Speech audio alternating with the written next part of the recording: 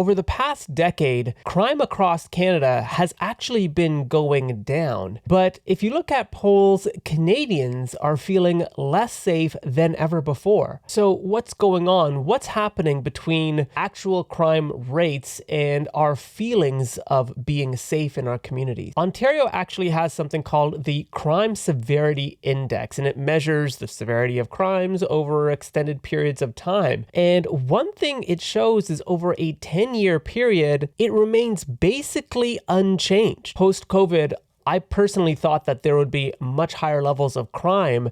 Violent crime has upticked just very slightly, but property crimes are still very low. This took me by shock, but break-ins and auto thefts are way down compared to the early 2000s. Yet an Angus Reid poll from 2024 found that 62% of Canadians feel less safe and that crime is getting worse. There's a couple things at play here.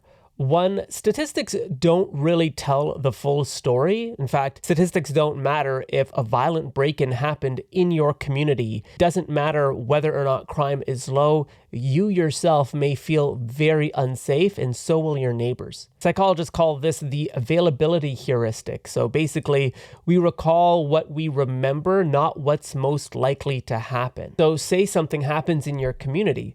Well, we already know that media replays a lot of violence and negativity in our communities as it is. You combine what happened in your community plus what you're seeing online and in the media, and suddenly your mind is in this negative loop, only replaying the worst possible scenarios. I remember weeks ago, I was on YouTube and I saw this just violent video of inmates beating up a bail officer.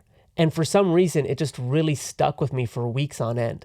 And when politicians see that fear building, they react more to your perception than to what the evidence says. Take, for example, bail reform. Trudeau wanted to make it more equitable, looking at the number of Indigenous people incarcerated and trying to make sure police and judges take that into account. Even going as far as looking at alternative dispute resolution forms to help that individual. Fast forward to 2022, 2023, 2024, when few highly visible violent robberies and break-ins happen in very prominent communities here in the GTHA, and suddenly we have community members asking for tough on crime legislation and tougher bail sentences. I've covered this before, but Ontario's jails are currently at 113% capacity, and in big cities like Toronto and Ottawa, they're at 150% capacity. With tough on crime legislation,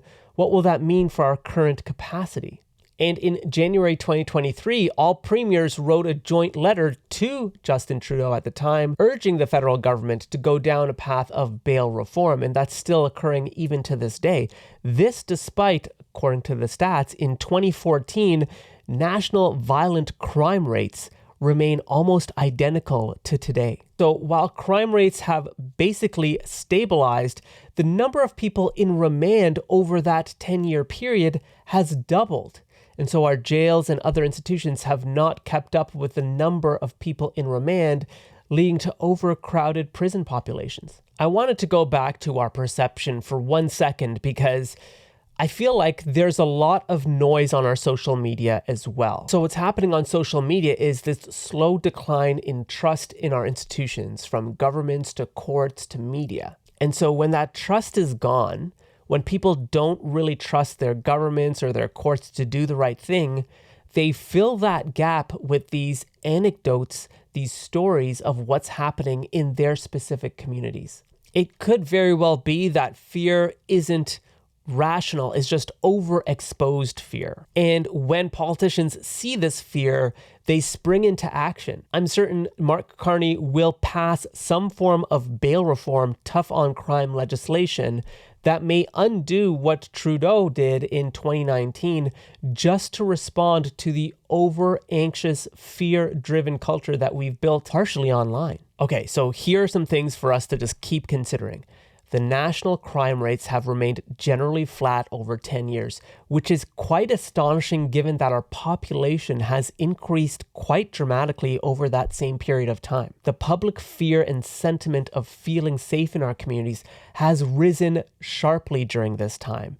So while crime has remained flat, our perception of fear has remained high. And our infrastructure, our jails and correctional institutions have not kept up, leading to overpopulated jails and prisons. And the intersection that the liberals and conservatives find themselves at is if they put forward tough on crime legislation, doesn't that mean there will be even more people in remand than before? So how do we as a population get back to incorporating statistics and some of the more broader trends into our narrative? And also, how do we make sure that those who are committing crimes are being fairly adjudicated and properly put away, removed from society, so that we can feel that level of safety back into our communities? Let me know what you think, and do you also notice this disparity?